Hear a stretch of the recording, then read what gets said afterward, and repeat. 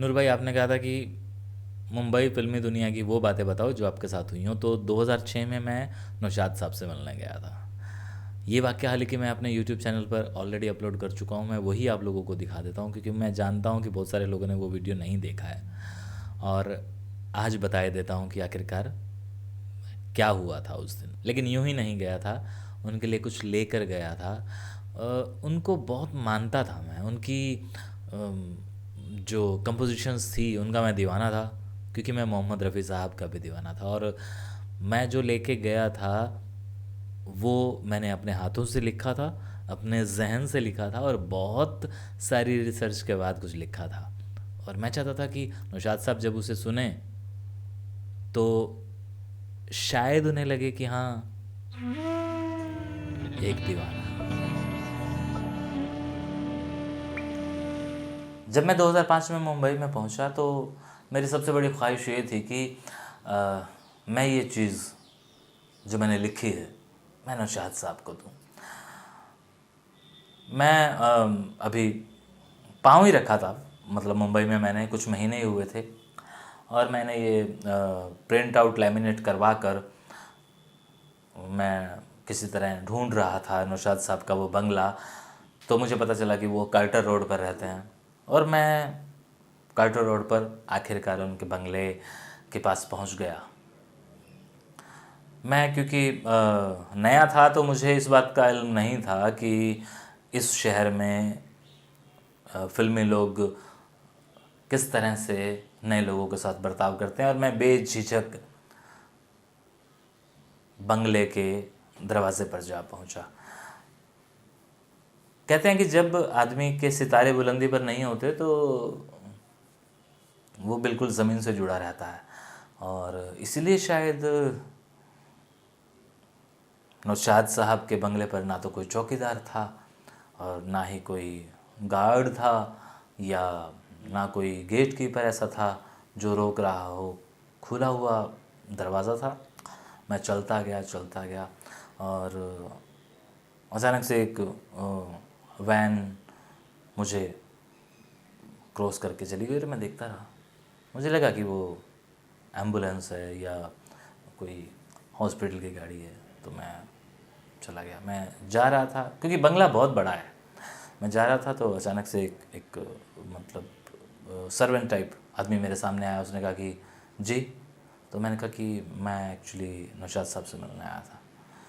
तो उसने कहा कि आप कौन?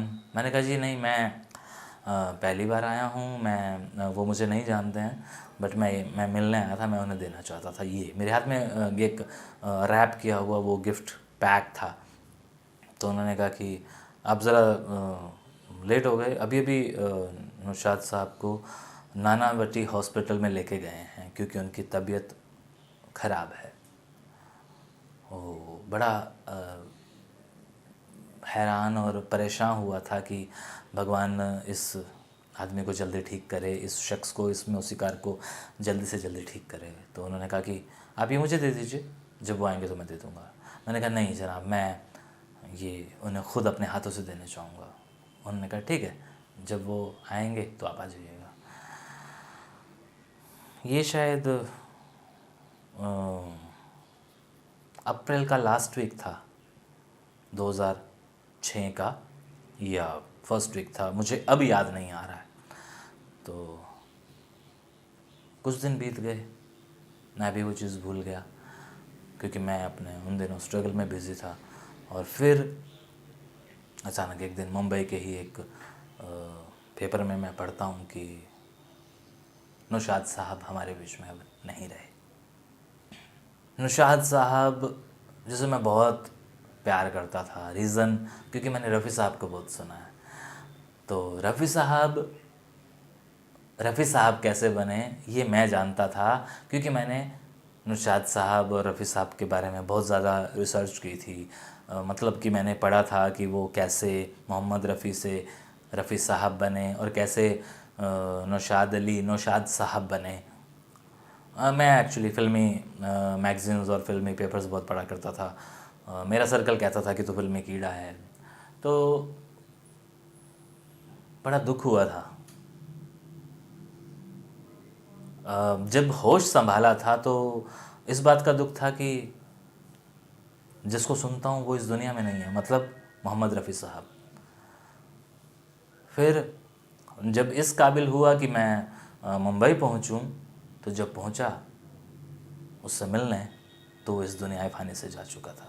मैं जितने साल मुंबई में रहा, मैंने ये चीज़ कई फंक्शंस, कई प्रोग्राम्स में सुनाई और हर किसी ने इसे सराहा। इवन कुछ स्टूडियोज़ में तो जहाँ हम लोग डबिंग वगैरह और सॉन्ग्स वगैरह की रिकॉर्डिंग किया करते, तो वहाँ पे कुछ एक सिंगर्स भी आते थे, तो कुछ एक नामचीन सिंगर्स ने भी वो सुनी थी। तो मुझे कहा गया था कि आप ये हमें दे दीजिए, हम इसको किसी अच्छी जगह पे इस्तेमाल करेंगे। तो मैंने कहा था कि नहीं, क्योंकि जिसके लिए थी वो तो अब इस दुनिया में है ही नहीं, तो और उससे अच्छी जगह क्या होगी। मुझे याद है विले पार्ले में जब एक रफ़ी नाइट हुई थी, गौतम भी मेरे साथ था, तो मैंने ये चीज़ वहाँ भी सुनाई थी और बहुत सराही गई थी, पसंद की गई थी। ये आज मेरे सामने आ गया फर्रा, जब मैं अपनी कुछ किताबें निकाल रहा था तो मेरे सामने आ गया। तो मैंने कहा कि मैंने तो बहुत गिने चुने लोगों को सुनवाया है और आज मेरे सामने कुछ 100 लोग हैं जो मुझे सुनते रहते हैं, मेरी बातों को सुनते रहते हैं। मैं कुछ भी कहता हूँ आप लोग सुनते हैं, तो ये तो फिर भी मैं मौसीकी से जुड़ी हुई चीज़ आप लोगों को सुना रहा हूँ, तो इसे भी शायद आप लोग पसंद करेंगे। कम से कम वो लोग तो पसंद करेंगे जो ब्लैक एंड वाइट के ज़माने से हैं, जिन्हें नौशाद साहब से प्यार है, था और रहेगा, वो इसे ज़रूर पसंद करेंगे। तो मुझे एक ज़रिया नज़र आया था आप लोग, कि मैं आप लोगों तक पहुंचा दूं, ताकि ये चीज़ अब और फैल जाए। तो बस आज के इस वीडियो में इतना ही।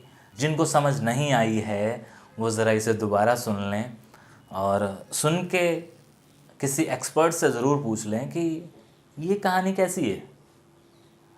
तो वो बुज़ुर्ग या वो बड़ा जो फिल्मों का दीवाना होगा या फिल्मों की जानकारी रखता होगा, वो आपको ज़रूर बताएगा कि केशव ने क्या लिखा है और क्यों कर लिखा है और इसका मतलब क्या है। नौशाद साहब को तोहफ़ा प्यार भरा। नौशाद साहब की वो तमाम फिल्में जिनके कारण उन्हें आज भी संगीत सम्राट के नाम से नवाजा जाता है, वो फिल्में आप सबके रूबरू पेशे खिदमत हैं, लेकिन एक कहानी के रूप में। ध्यान रखिए, एक कहानी के रूप में वो सभी फिल्में। कहानी शुरू होती है कुछ यूं। वो एक अनमोल घड़ी थी जब एक उड़न खटोला लखनऊ से उड़कर मुंबई की सरजमी प्रेमनगर में उतरा। जिन लोगों को मालूम है कि नौशाद अली साहब लखनऊ से हैं और उनकी पहली फिल्म का नाम अनमोल घड़ी था, तो वो ज़रूर समझ जाएंगे कि केशव क्या कहने जा रहा है। वो एक अनमोल घड़ी थी जब एक उड़न खटोला लखनऊ से उड़कर मुंबई की सरजमी प्रेमनगर में उतरा।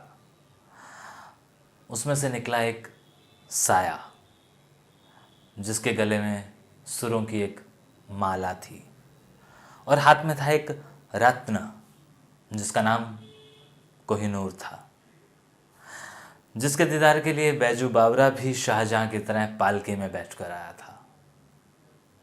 यूं तो राम और श्याम भी आए, गंगा जमुना भी आई, सोनी महिवाल भी आए, लेकिन जब मुगले आज़म बारादरी से निकले तो उनकी आन, उनकी शान, उनके लीडर होने का सबूत दे रही थी। वहाँ हर कोई अपने अपने साथी को लेकर आया था और लग रहा था कि कोई मेला सा लगा है। तभी वहाँ किसी आदमी ने ऐलान किया कि दिल लगी जारी रखो।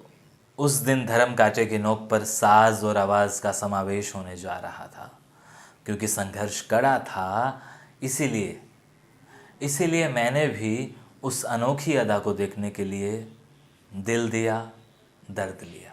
मैंने मुड़कर देखा, मेरे पीछे हब्बा खातून भी कतार में खड़ी थी। शायद वो जादू का ही असर था कि सन ऑफ इंडिया भी अपना दर्द भूलकर अपनी दुलारी के साथ लव एंड गॉड के दीदार करना चाहता था। वो रात सुहानी थी और पूरे शबाब पर थी, लेकिन अमर इन सब से बेखबर अपनी माँ शारदा, जिसे वो अक्सर मदर इंडिया कहा करता था, और बाबुल के साथ ताजमहल पर बैठा हुआ अपना 8वां सुर ढूंढने में मशगूल था।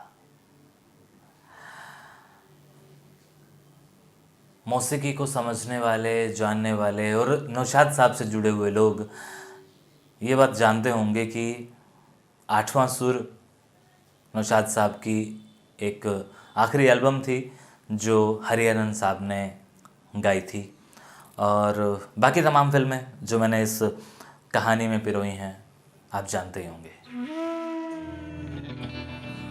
तो ये था वो वीडियो जो मैंने 5-6 साल पहले अपलोड किया था, और नूर भाई अभी मिले थे कोविड में, तो नहीं देखा होगा। और भी बड़े सारे लोग थे जो फिल्मी दुनिया की कुछ बातें सुनना चाहते थे, उन्हें ये दे दिया गया। और भी बड़े सारे किस्से हैं, लेकिन क्योंकि मैं एक ही प्रोडक्शन हाउस में रहा था तो बहुत सारे लोगों के साथ नहीं काम कर पाया, लेकिन जितने भी किए वो भी कभी कभी सुना दिया करूँगा। शुक्रिया।